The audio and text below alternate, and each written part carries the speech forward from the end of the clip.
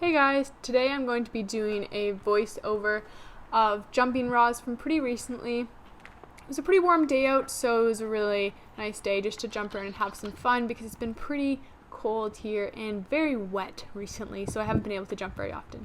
So first, I just really get her stretching out her neck and her hind end because as it's cold out, her back end just gets a bit stiffer like every horse.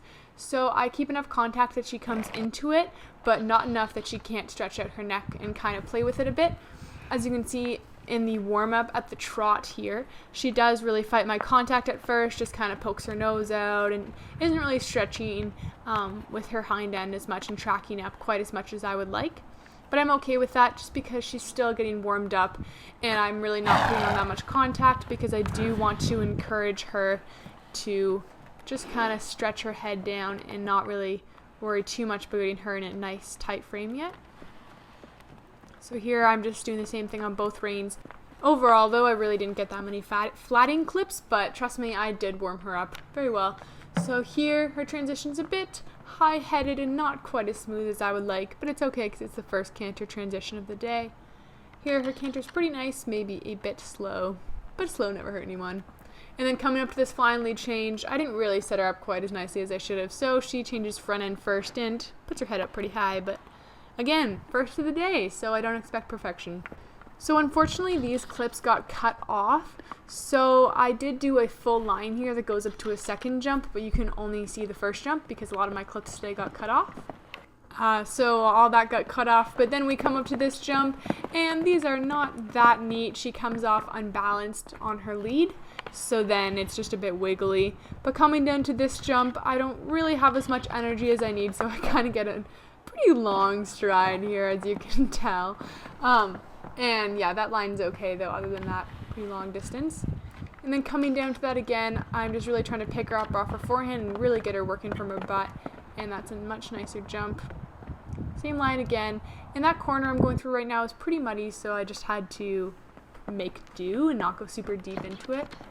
Here I do a broken line down to the center jump, and you can either really shorten that up and make that a really short 5, or you can extend a bit and get a nice 4. So I went for the 4 usually because I really like to push Tulip up off her forehand and really use her haunches. So now I'm coming down over this jump, and then 1, 2, 3, 4. So you can't really see the second jump, but I took that in 4, and as you can tell, the striding's pretty nice when you take it in 4. Yeah. And then here coming to this jump, she jumps pretty nicely over that, and then we take that in 4. As you can see, once in a while she does land in the cross canter out of balance, and that's just a rider error. I need to really push her out of the jump more and tell her earlier where we're gonna go. And then coming to this next line, I don't decide early enough if I'm gonna take it in 4 or 5, so I mean, you'll see what happens. So yeah, I did not decide early enough what I was gonna do, which I ended up taking an impossibly long spot for her. And then that happens, and then that jump's okay. So that was just kind of an awkward line. Not really her, just rider fault completely, but that's okay, it happens.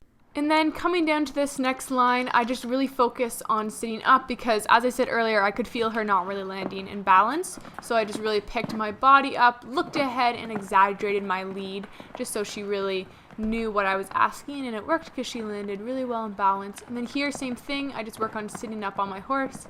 I have a bit of tendency over bigger jumps like this. I just tend to fall down on the horse, so I just work on picking her and myself up. And then same thing coming down this line, 1, 2, 3, 4. So see, that's a pretty nice 4 stride. And then for the last jump of the day, which I'm coming up on, I just wanted to combine everything I'd been trying to work on that day. So I just really sat up, exaggerated the lead, and just got her to really pick up over the jump. And it was really...